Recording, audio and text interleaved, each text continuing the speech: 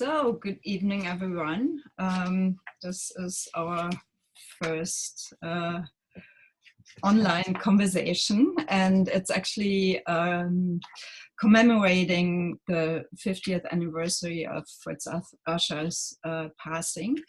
And we're talking about Housebound and Hiding from Fritz Ascher in 1942 to ourselves today in 2020. A very timely theme. And with me, I have Ori Soltes from Washington and Eva Fogelman from New York as well. And I'm actually the director and CEO of the Fritz Ascher Society. We're a young non-for-profit that researches, publishes, and exhibits artists that were ostracized and persecuted by the Nazis and are therefore not known. So we bring them out, show them to the public, because we feel the historical responsibility and the social responsibility to have their work.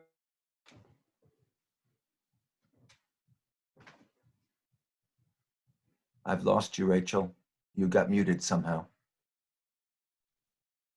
There you go. My personal story actually with Fritz Ascher goes back 30 years when I discovered his work and saw it at a private collector and couldn't get his landscapes out of my mind. And the collector at that point encouraged me to organize an exhibition of his work. And as a young art historian, I was very eager to. I went to do that. I went to museums, tried to get appointments, and nobody was at all interested in showing Fritz Ascher's work or even listening to me. So. And fast forward, I was born and educated in Germany in '94. We immigrated to the United States. So for 20 years, about 20 years, other things were more important, were a higher priority. And in 2010, I started working on Fritz Ascher again and started traveling to museums in Germany and trying to find partners in a Fritz Ascher exhibition. And I not only realized and saw that it's so much easier to find partners in trying to put up a Fritz Ascher exhibition, but that there are also so many other artists out there who should be shown and are not known to the general public. So I decided to make it my thing. I found Ori Soltes as a co-director, and we started the Fritz Ascher Society in 2016. The first exhibition opened in Germany. It's now in Richmond, Virginia, unfortunately closed. And here we are discussing Fritz Ascher in a totally altered reality. Three weeks ago, the Fritz Ascher exhibition was still open and we were planning all kinds of events.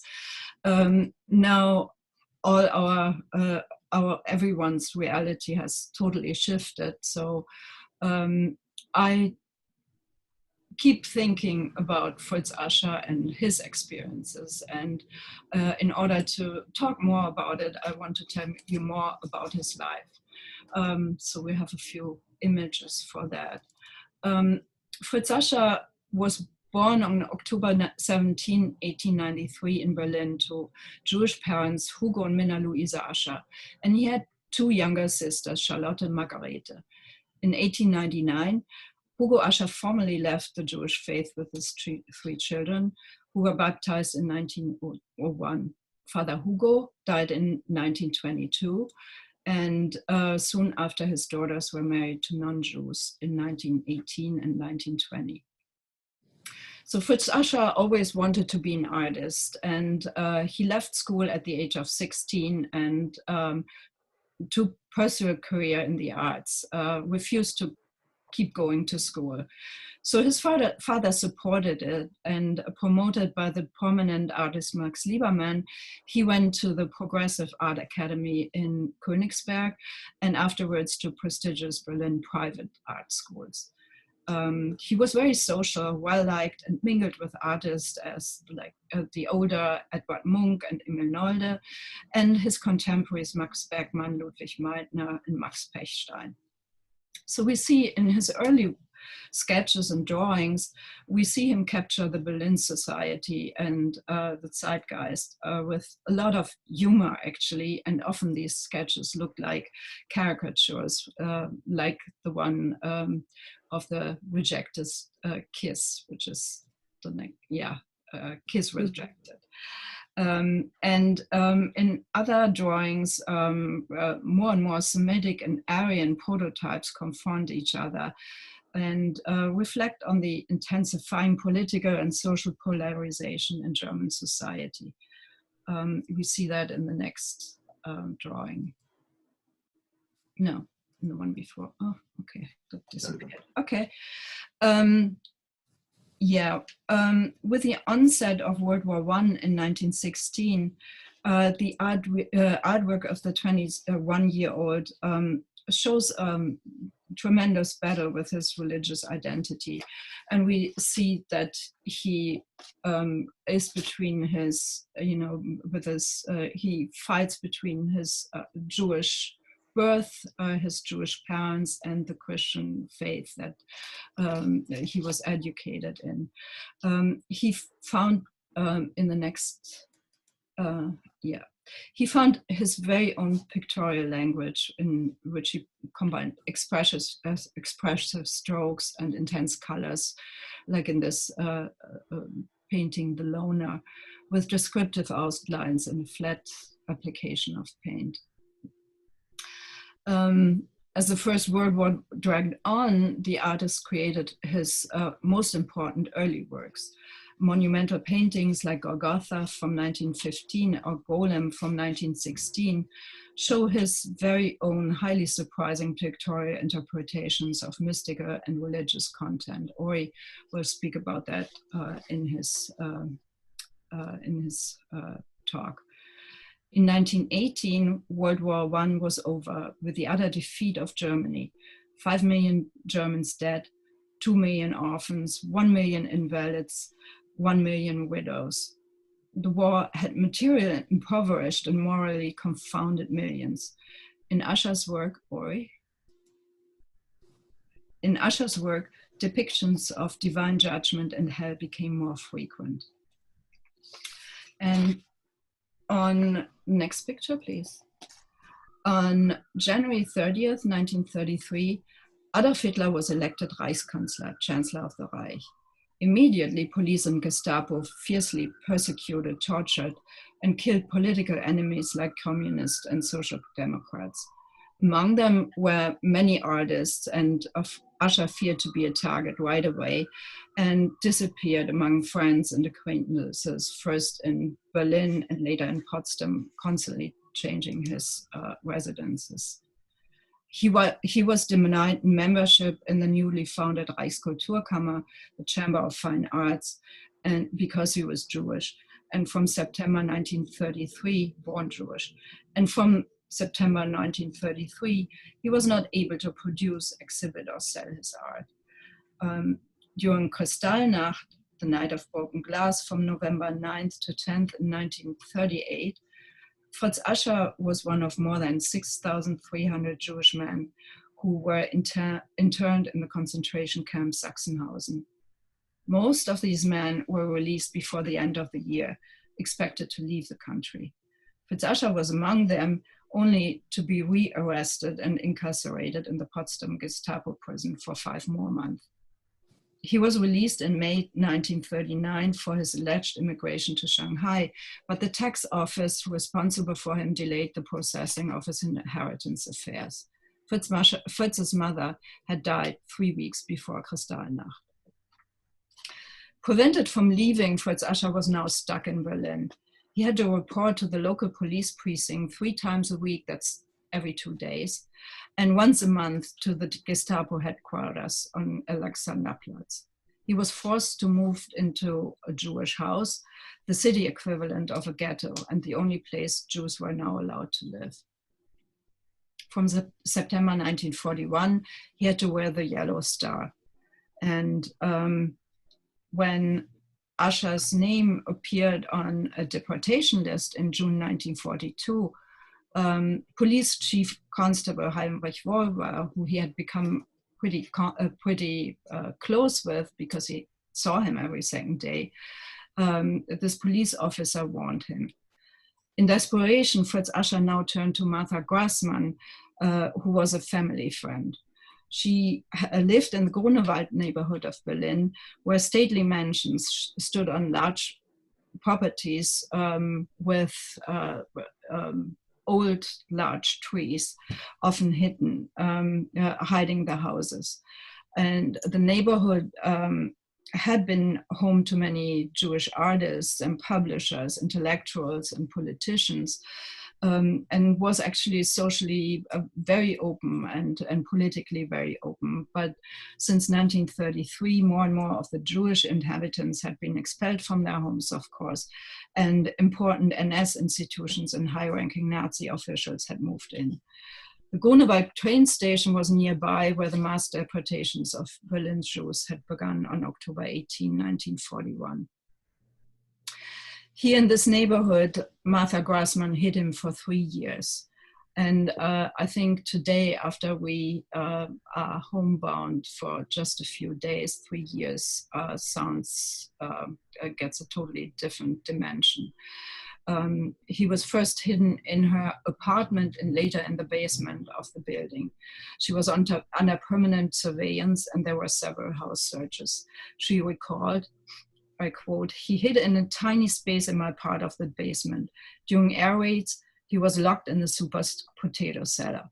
For 3 years, he lived in the basement among rats and wildcats." Quote end. This tiny basement space was most certainly dingy and damp, without light, a bucket instead of a toilet, certainly no toilet paper, and no running water to wash. Friend and collector Karl Elvam remembered, I quote, "Apparently Mrs. Grassmann hid 3 men. She said that Ascher always stayed in his hiding place.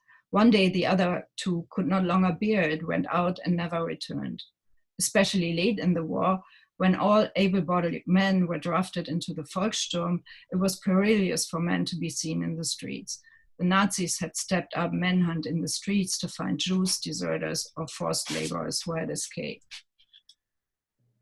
In his hideout, Ascher apparently hid even more. Fear of betrayal and discovery, torture and death, hunger, immobility, and loneliness never left him. He had been in Sachsenhausen, so he knew what he was hiding from. Deprived from books, conversations, or artistic work, he was completely cast back at himself and his educational horizon. He expressed his feelings in poems. Ratte, dunkel bleibt's und schleicht in Huschen, Unrat scheint dem Geist gemein. Tückisch wie die Augen funkeln, Menetekel des Versumpften, des verfemten Flüchtigsein. In other poems, he reflected on his unpainted images, like, I don't find it, Mondbetrachtung. Als Kind habe ich dich schon bestaunt, der Märchenworte Bilder bauend, in deinem Wesen dann geküsst und schöner Schwüre mich gebrüstet, gesehnt, wie's schönes Träumen glaubt. Dann böse, grollendes Zerfallen, in mir die Welt und mich allein, gestürzt von Höhe, Grauen in allem. Heute fließt es ruhig und begriffen, des Blutes Drängen ist verrauscht. Das mich bewegt, ist wie ein Hauch. Dein Schein, der ruhig und vertraut. Dein Lächeln, was auch mein Gewissen. Next one. After Germany's defeat in 1945, Fritz Ascher was one of about 5,000 Jews who had survived submerged in Germany. About 1,700 of them survived in Berlin. 12 years of persecution very much altered his personality, his life, as well as his art. The artist moved in with Martha Grassmann as Bismarck Allee 26, just across the street from his former hiding place. She took care of him for the rest of his life. He began painting again. Ori? Initially, he repainted some of his existing works with colorful dots and streaks in an expressive version of pointillism. His Beethoven, which you see here, is a painted portrait bust of the composer, to which he added multicolored dots and dashes. Soon, he completely turned away from his early figurative work and turned to landscapes, inspired by the nearby Grunewald forest, in which he took long walks, hour-long walks, also at night. Finally, he was able to paint the motifs he had envisioned in his poems, like a Mond that I just read. The artist stayed faithful to his expressionist sensitivity and used bright colors and intense brushstrokes. He worked with renewed immediacy and urgency, dramatically simplifying forms and mediums. Periods of intense work were interrupted by periods of deep despair. Like most other Jews in Germany, he lived largely withdrawn from society. And his thick, bright pigments suggest both vibrant, life-affirming joy and, in the rough nature of his brushstrokes, dark inner anguish transformed into light. We see old trees with thick trunks having outwithered many storms and seasons fill out the entire picture plane. And we also see thin trees that seem to be exposed to the elements, fragile and full of suspense in relation to nature and one another, each as distinctive as any individual. And we'll see more about that from Ori and Eva.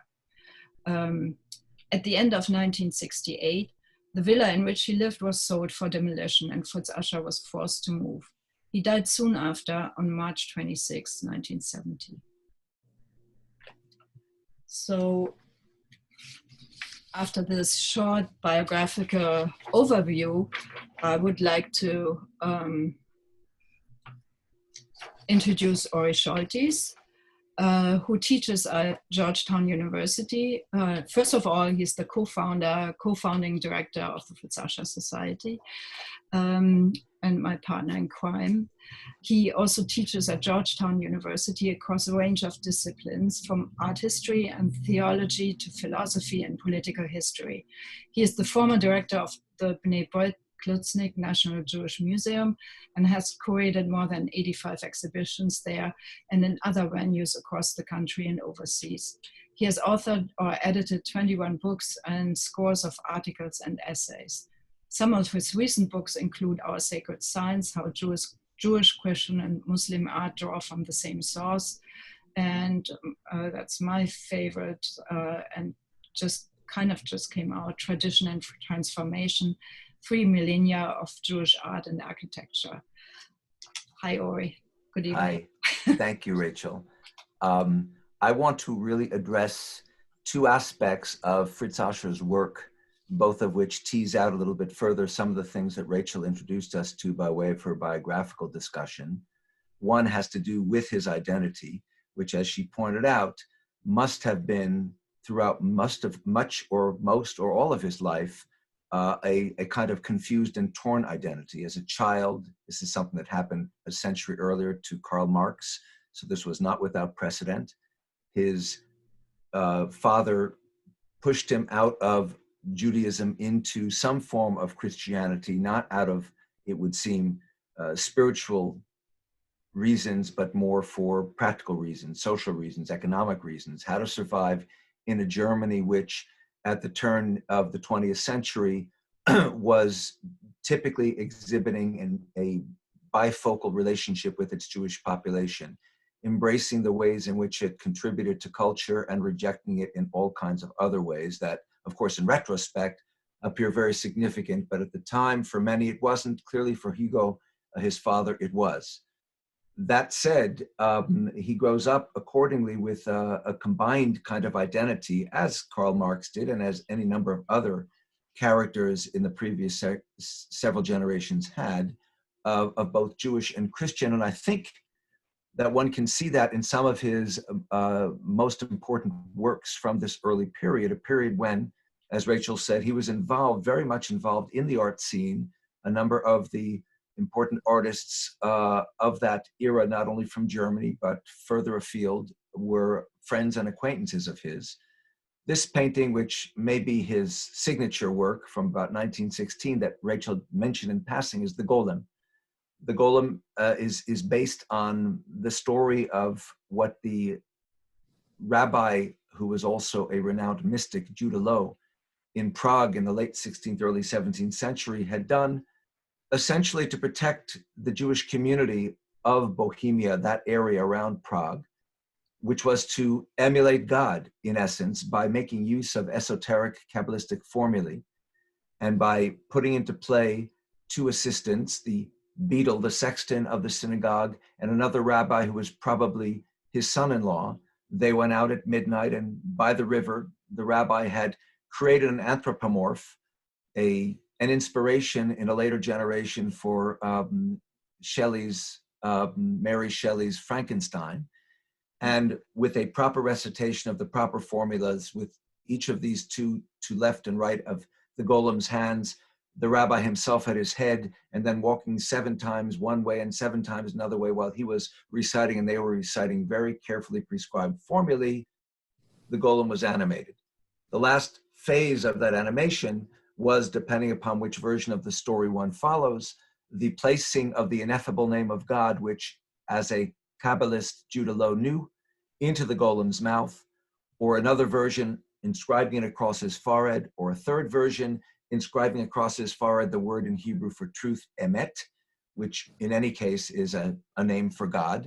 And the golem rose, and to make a long story short, of course, became a protector for the Jewish community, but also, of course, there was a danger, because if Judah Loew were not around, as one day he was not, and someone who is not he, one story says it's his wife, one story says it's a friend of his, one story says it's the beadle of the synagogue, activated the golem without knowing how to deactivate the golem. And the golem wreaked havoc. Judah Loew got home just in time, to avoid a massive destruction. He realized the golem had to be decommissioned. So either removing the aleph from the word emet, leaving the word met, meaning dead, or removing the name of God by taking the piece of paper out of the mouth, or removing it from the forehead, the golem was decommissioned, and its remains hidden in the attic of the Old New Synagogue in Prague. That story was not overly well known in the course of the 17th and 18th and early 19th centuries. It became very popular in the late 19th century, the world into which Fritz Ascher was born, because it was popularized in a number of different versions as a novel, and it was in Yiddish, and it was in Czech, and so on and so forth. So he clearly was aware of the story, but what he's done with it, I think, is particularly interesting. The golem, of course, is that figure looming over the other 3, the only figure looking out at the viewer, staring us straight in the eye. The other 3, the rabbi presumably in the center, and his 2 assistants left and right, looking almost stereotypically Jewish in the way one can imagine an anti-Semite might have depicted them. And if you look carefully, at least the one to our left seems to be looking off to their right as if there's some danger approaching. It's just a very odd representation of these figures. It's less odd in its representation of the golem than it is of the rabbi and his assistants, who hardly seem to be depicted with any great sort of sympathy. On the other hand, from around the same time period, he did not 1, but 2 very interesting depictions of Golgotha, this one from 1915. And the first thing you realize is it's called Golgotha, but the image of Christ and the 2 thieves on Mount Golgotha this is not my slide, it's the painting, it's cut off. So you don't even see the whole figures. And of course, in part, the excuse is this blasting sun rising behind them. We see only shadows, we see silhouettes of these figures. What we really see is what's going on in the foreground. And we see, among other things, and I'll just call your attention to 3 details. 1, the obvious, that there's an enormous crowd of Judeans there.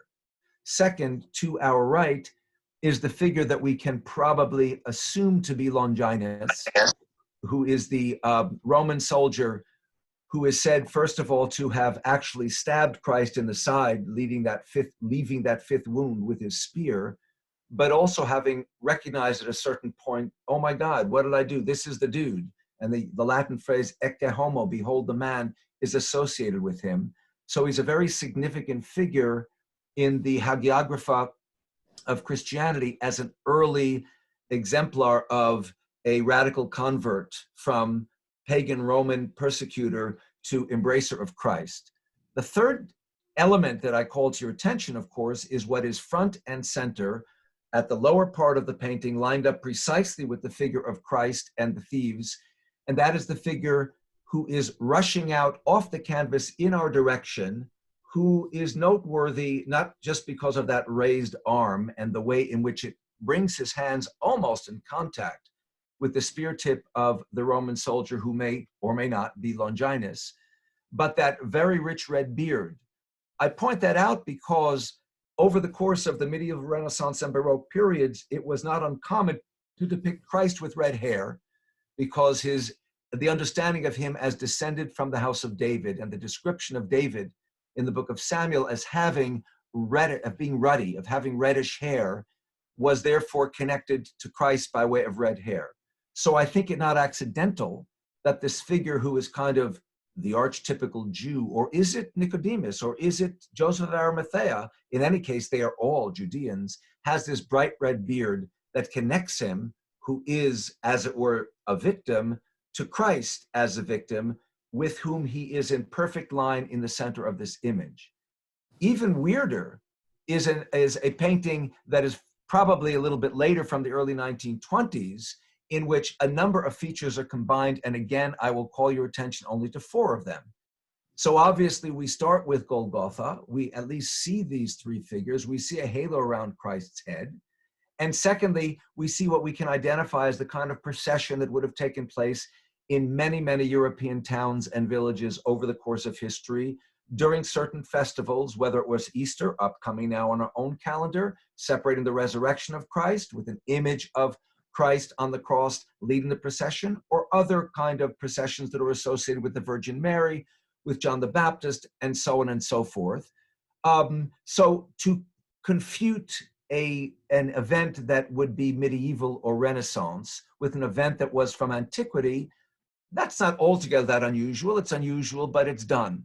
But to include within it, and these are the 2 other elements I want to call to your attention, this figure here, which looks very much like an image that comes out of ancient pagan art, out of Mesopotamia, out of Canaan, out of Egypt, where it would appear to be a naked goddess, a kind of Ishtar kind of figure, also with a halo, with her arms upheld, being carried on a palanquin by these at least naked from the waist up kind of figures.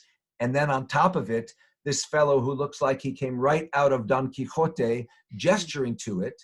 And then to add to that, this figure of the Baiazzo, the clown, a subject which in a completely separate part of Ascher's work is a repeated idea for him. The clown, who in the context of that time had emerged in a particular way in the opera that had become particularly popular, the clowns, I Pagliacci, that had been performed during his youth in Germany. And of course, it's about clowns who entertain us by making us laugh while they're weeping inside. A kind of paradigm, one might say, for the Jew across the stage of history. So very interesting works that bespeak a kind of tension between aspects of Ascher that are Jewish and therefore sympathetic to the Jewish condition, and aspects of Ascher that reflect something that seems to be from the other side of that Jewish-Christian fence. He is someone, as Rachel pointed out, who is very social and sociable, but that doesn't mean, as she also pointed out, that there is not within him a tension between his sociability and his loneliness and his sensitivity as an artist. So this work that she mentioned, The Lonely Man of 1914 or thereabouts, is kind of symptomatic about it. And the combination of what Rachel referred to, of course, as his expressionistic style, and just the mood, the theme, the sensibility that he offers to us suggests someone, if we think of it in a kind of self-portrait sort of manner, because every artist in some way represents him or herself on the canvas, then we understand someone who is poised to really take it hard when thrown into the morass of the Holocaust, in which in the first place, he is in trouble because he's a degenerate artist. In the second place, he's in trouble because he's a Jew. And in the third place, when he's gotten out of Sachsenhausen the first time because of connections, and he's in danger of going to a concentration camp, of being deported again, clearly not because he's degenerate at that point, clearly because he's a Jew, regardless of whatever age he was when his father had him converted, and having undergone all kinds of emotional strain, the death of his mother, everything with his family so complicated, we understand how enormously difficult it might have been for him to be hidden as he was for 3 years. And so it isn't all that. What is surprising, I would say, what is surprising is he comes out the other end and he's painting again. As soon as he can get his hands on materials, he's painting again. So painting, poetry, painting. But as Rachel points out, he moves gradually, or perhaps not so gradually, away from the human figure that had still preoccupied him for a while at the outset of his new painting phase, often, as Rachel pointed out with that wonderful Beethoven portrait, by taking an old work and reworking it. More frequently, as she said correctly, he turns to the forces of nature. He turns, this is his last painting, as a matter of fact, to magnificent depictions of trees that have become, as it were, replacements for and stand-ins for human beings. And he returns to nature in all of its beauty, as in the moonshine that Rachel showed, that picked up on the poem that he had written while he was incarcerated in that basement, and beautiful sunsets such as the one you see here from about 1952, one of his early full-fledged nature paintings that reflect a continuation of his very strongly expressionistic style, that very thick impasto, those wonderful brush strokes, those vibrant colors, and at the same time, a turn away from all the subjects of which, between the two of us, we've only given you the very tip of an iceberg, he had left behind to turn in this kind of a direction, maybe still hopeful because of nature and less hopeful because of humankind.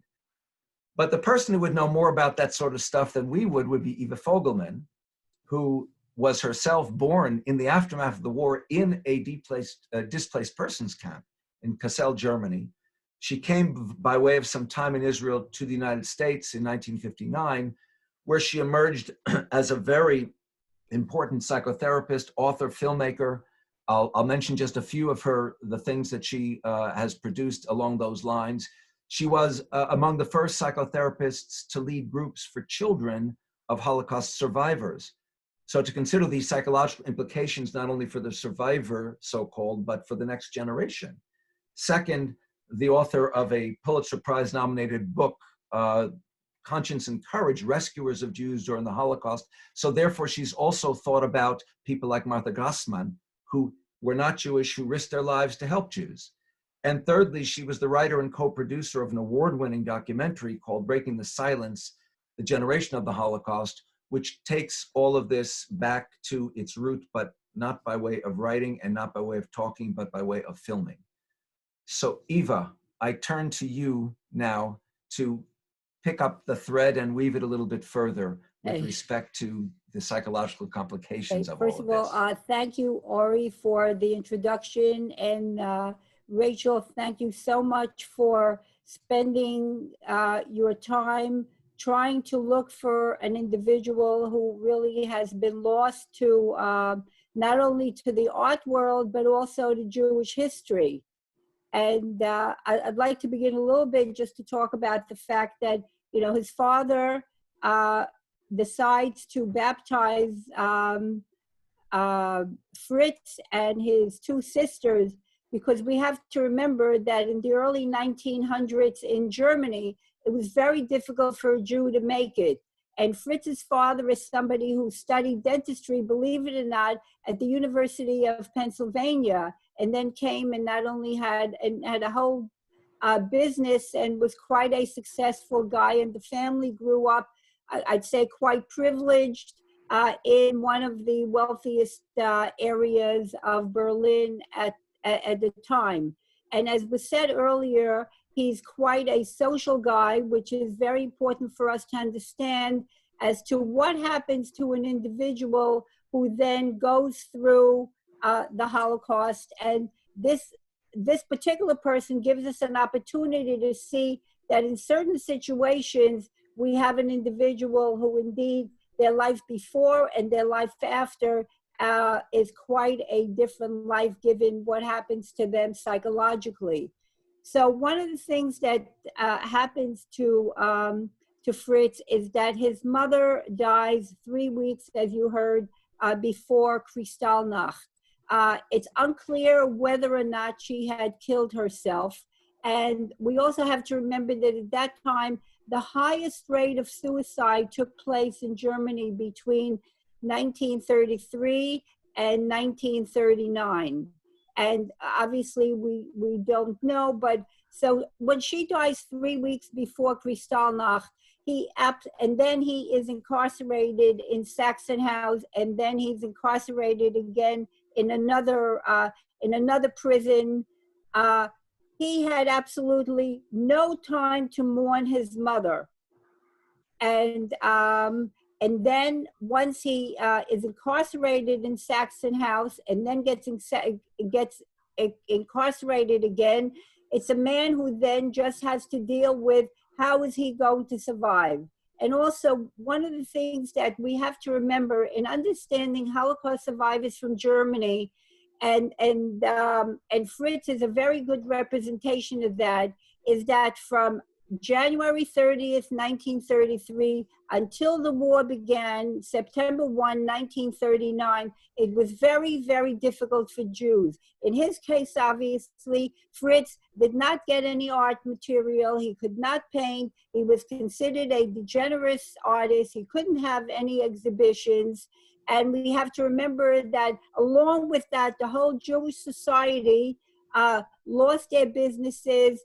Very early on, we have to remember here that already April 1, 1933, there was a boycott of all Jewishly owned stores, Jewishly owned businesses, Jewishly owned private practices for dentists, for doctors, for lawyers, for accountants, for psychologists. And you had brown shirts who stood there who would not let people in, and people were trying to get out in whatever way they can. So here is an individual who did not consider himself Jewish throughout his life, although I think, as Ori points out from the work, the fact that there was really quite a grappling between his identity that he was clearly struggling with, and that is the drawings that he did having to do with Christ and then the golem. And it would have been great for us if we would have had some more writings about and be able to have interviewed him about what indeed he had thought about his identity. But in 1933, he gets thrust in as part of the Jews, and something that he was not really a part of the Jewish community all along. Now, what we also see is that he then has a rescuer, as we learned, who saves him in hiding for 3 months, for 3 years. And again, as Rachel was saying, we're sequestered in our houses here, but, we're still able to get medication. We're still able to, to get food. We can still, go to the park or go across the street and take some walks or ride our bicycles. And just imagine what it is like not to have any sunlight, any sense of hope of when this is going to end. We've only been sequestered here for a few weeks, maybe some of us, and it already feels like like our world is ending here. And what it was like for somebody to have to go through that for 3 years. So when the war ends for Fritz, we see a total different individual. For one, we see an individual, as you saw earlier, that he was quite a social individual. And now we see him very isolated. when people have post-traumatic stress disorder, one of the symptoms of post-traumatic stress disorder is the sense of anomie, the sense of isolation. You see that he does not get involved in the community. He continues to remain in Berlin and continues to live with the woman who rescued him. So if we take a look at the community in Germany after the war, there were about 1,141 Jews who remained in Germany after the war. And those of you who have been in Berlin in those days, Jews did not really feel very comfortable even going to a synagogue. I remember in 1985, when I was in Berlin, the synagogue, somebody had to tell me where the synagogue was, and it was in an apartment house, and then you had to knock on the door a certain way in order to be able to get in. So even in 1985, Jews were still afraid to identify as Jews in Germany. And maybe this too might have been a part of his fear in coming out and having exhibitions, even though he was starting to paint. Now, when we take a look at his paintings, again, we see a tremendous demarcation, a tremendous difference between what he was painting before and what he starts to paint after the war. And what we see that first he begins to do some of his old paintings, but he leaves that very soon, and he really moves into nature. And I'd like to just quote one quote from Anne Frank, who says, "If I look up into the heavens, and that peace and tranquility will return again." And so when I read that quote, it sort of reminded me of Fritz Ascher trying to look for maybe some kind of tranquility in trying to get back to nature. The other thing about nature is that when your world has ended, and as it had ended for Fritz for all those years, the only thing that is constant is that, you know, the sun rises every day and the moon rises at night. And so one begins to take a look at nature, hoping, well, maybe there will be, you know, some continuity, maybe also in humanity as there is in nature. So that's why you see a lot of the, you know, here you see the moon, but a lot of the paintings you see have to do with the sky. And then we also have the trees. When we think about the trees, we tend to think about trees as a sense of growth, a sense of continuity, a sense of a future. With Fritz, this particular painting that we're seeing now is a little more hopeful than some of the others, where he paints them more black. He paints them. He paints the barks in black. And again, you see a man who is. Again, you see the black tree. There is a sense of, you know, can I hope for some kind of a future? And obviously there's an ambivalence of a sense of future that he foresees for himself and for the world in terms of the colors that he's picking. Now, we also know that he was also quite depressed after the war. I don't think that he was hospitalized, but he must have had many periods where, you know, he probably just slept half the day and did not get involved in the painting. And also the fact that he did not have an exhibit of his work until 1969, and he died today, 1970, 50 years ago. And this was the first time that a year before his death that he had an exhibit. So one of the things that sometimes happens to Holocaust survivors is the way that it helped them survive. They continue to live throughout their life as if the Holocaust is still going on.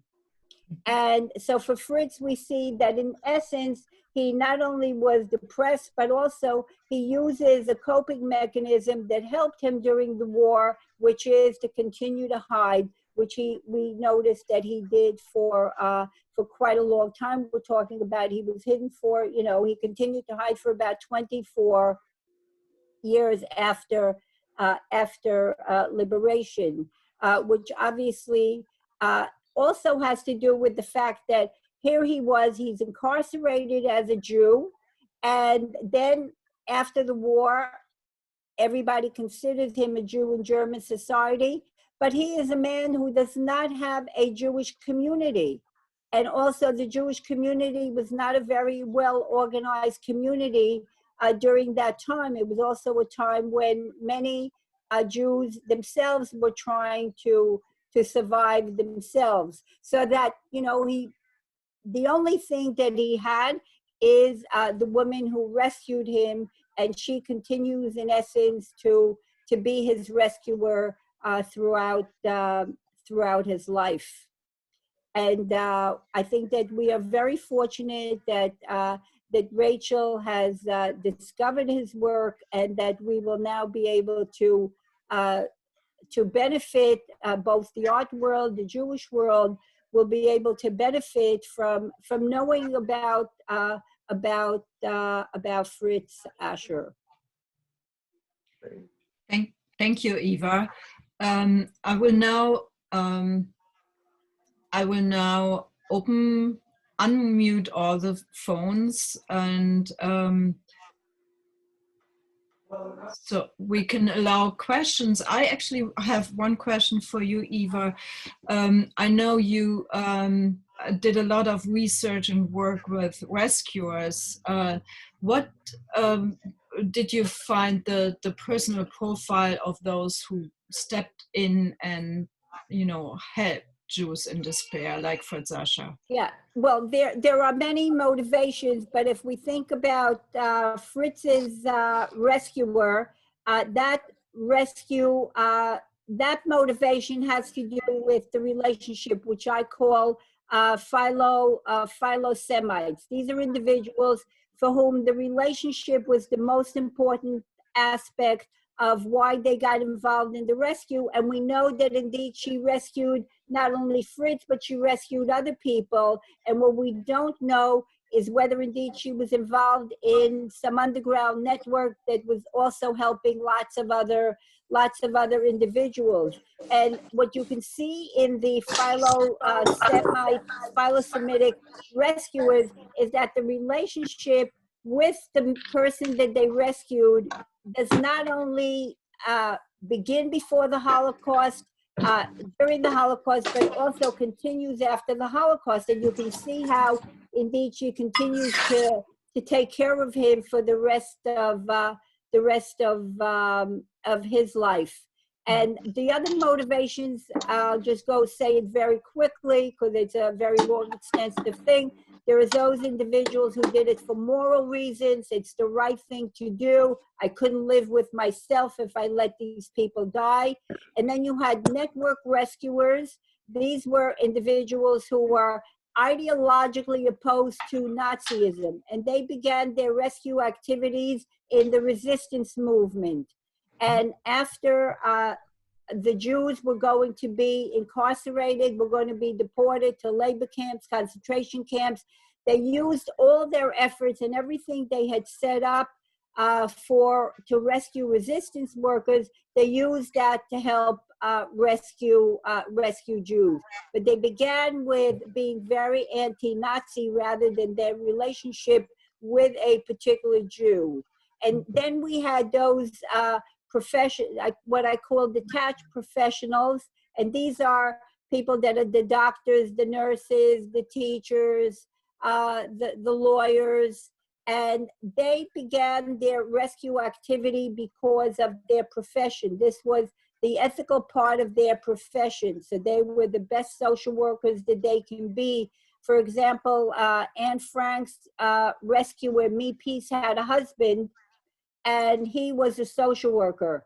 And during the day, he would go to different people's houses where Jews were being rescued to give them food ration cards to see if their place was still safe for them. And he never shared with me peace that indeed he was rescuing Jews all along.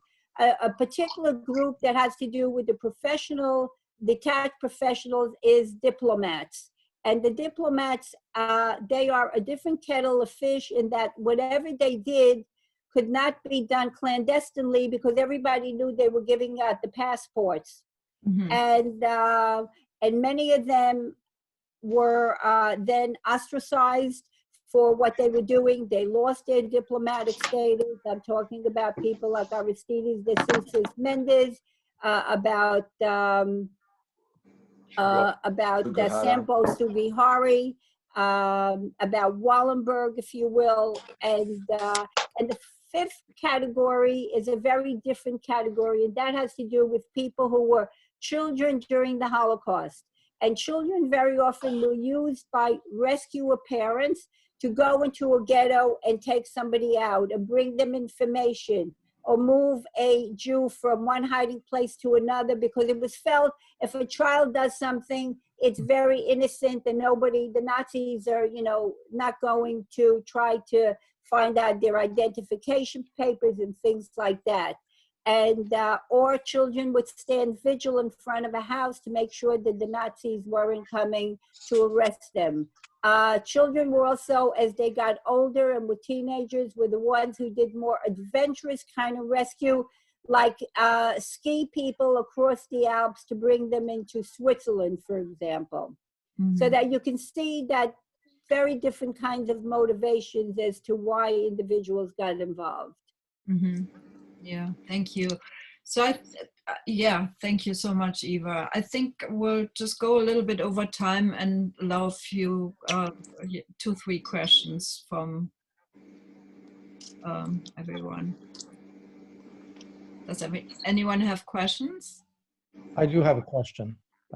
Mark Mazerovsky. I'm interested in what you think about how trauma is reflected in his work. I mean, it's a simplistic question, but can you actually sort of see the transition based on his persecution from the 30s into the 50s? And if there are specific works actually. I'm sorry, can you speak just a little louder? Mark, I don't, about whether his persecution are there specific works in which his having been persecuted is reflected, and I think not, Mark. So it's rather an evaluation of his corpus post-1945 in toto that causes that kind of an evaluation. And similarly, you read his poetry that he was writing while he was in hiding, and it's not as if there is a single poem that in particular reflects the sense of oppression that he cannot have not felt, but that when you look overall at his poetry, it's so dense. And by the way, not all of it is like, as Rachel showed, you've got the poem about the rat, but then you've got the poem about the moon. But if you read the poem about the moon carefully, it has a kind of longing, yearning quality for the moon as it was perceived when I was a child, as opposed to what I am now.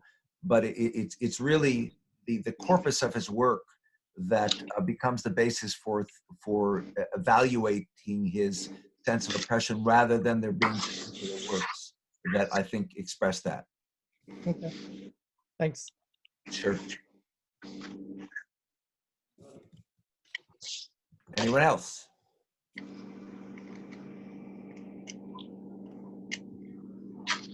All right. Rachel, you're the host. Okay. Rachel, do you want to tell us where some exhibits are going to be after Richmond? After Corona? Yeah, after Richmond and Corona. It depends where how this plays out. I think for now we're preparing an online exhibition, and that's as good as we can do, and hope for the museums to open soon. And I think, as much as the Holocaust, I think, changed the world. we're just living through an extreme shift in our world, and will not be the same when we're coming out of it. And I just have so much more admiration for people like Fritz Ascher, who had the discipline, the spiritual discipline to kind of replenish himself by himself for 3 years. And I think in that he can be really, we can look up to his example and get new inspiration for our situation, and just work on, on a better world when we will come out of this changed, and let's just work on the fact that we'll come into a better world. And I hope you all stay strong and stay healthy. Thank you so much. Wait, Rachel, could I just add one thing? Yes. One advertisement for the Fritz Ascher Society. Go ahead, always. Usually you're the one who does this. I'm the one who forgets. This time you're forgetting. I'm the one who's doing it. And that is that Fritz Ascher is the stepping off point for what Rachel named the Fritz Ascher Society, and it is for oppressed and persecuted, etc. It's not about Fritz Ascher. He is the foundation, but we're working on other related projects. And in part, this is an answer to your question, Eva. The next large, non-Fritz Ascher project we're working on is an exhibition of 3 generations within one family of artists, one of whum, Alisla Kahana, was a Hungarian Jewish artist, a Holocaust survivor. She passed away just a couple of years ago at the age of 88. I knew her very well. I figured you might have.